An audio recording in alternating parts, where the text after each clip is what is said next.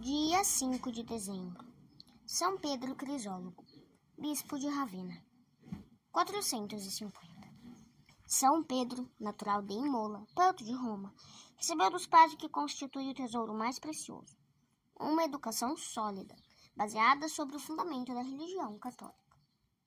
Em todo o tempo que se dedicou aos estudos, foi dos companheiros sempre o primeiro.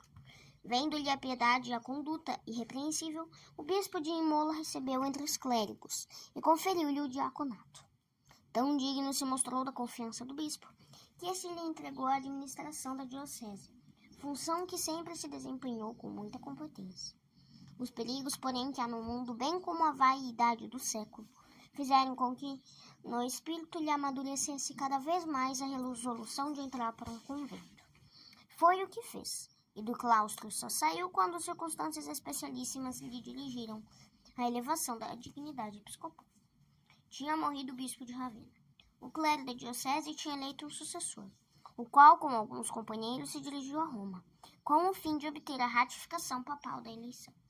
Ao mesmo tempo, em negócios da diocese, foi a Roma o bispo de Imola, levando consigo o diácono Pedro.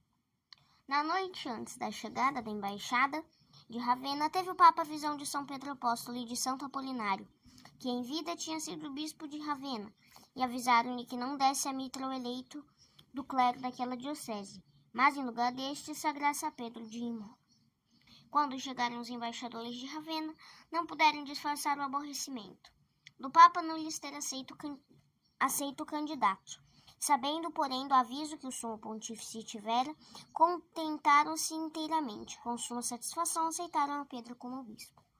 Na entrada em Ravenna, que se tornou soleníssima, Pedro foi recebido pelo próprio imperador Valeriano e a esposa, a imperatriz. Numa locução que o novo bispo, naquela ocasião, fez, explanou o programa de querer trabalhar unicamente pela honra de Deus e a salvação das almas. Dos diocesanos, disse esperar só obediência aos mandamentos da lei de Deus e respeito e submissão à autoridade diocesana. Para obter a bênção de Deus para os trabalhos apostólicos, sujeitou-se a frequentes jejuns e mortificações. Como pregador, desenvolveu uma atividade tal que conseguiu não só a conversão dos mais renitentes pecadores, mas a abolição de festas escandalosas no dia 1º de janeiro, festas que apresentavam caráter pagão, com todas as suas frivolidades e indecências. Pedro era caridade para com os pobres, aflitos e desvalidos, um forte protetor das viúvas e órfãos, um pastor desvelado para os pobres pecadores. A todos os diocesanos se recomendava o uso frequente dos santos sacramentos, principalmente a comunhão cotidiana. O que, porém, lhe trouxe glória morredoura na igreja inteira foi o modo como se houve na luta contra as heresias de Eutíchias e Diosco. A apologia que, a pedido do Papa Leão I, escreveu contra os hereges é um documento de alto valor, em que Pedro Crisólogo manifesta grande saber e uma eloquência arrebatadora. Cabe-lhe, em grande parte,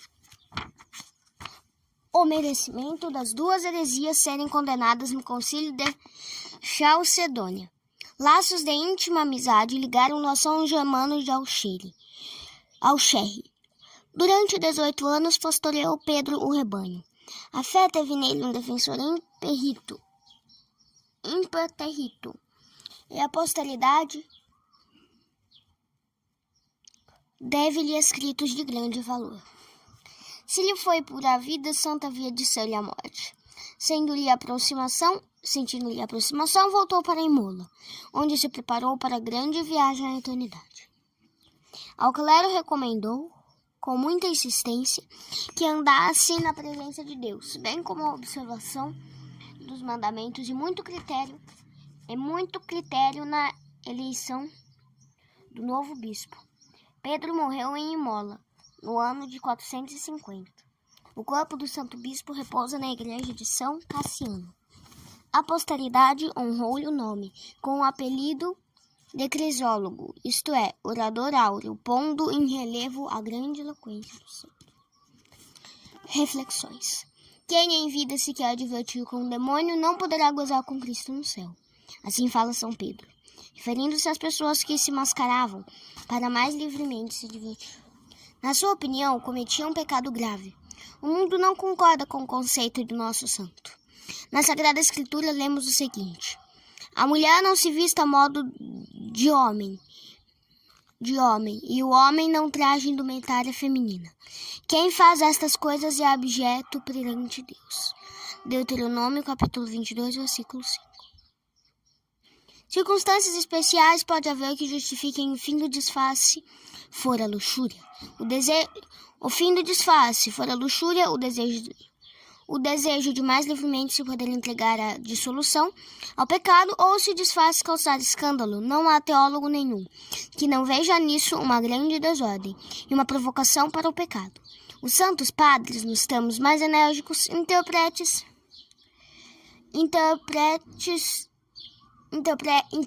inequívocos de sua indignação, condenam as loucuras do carnaval, que levam milhares de almas ao inferno.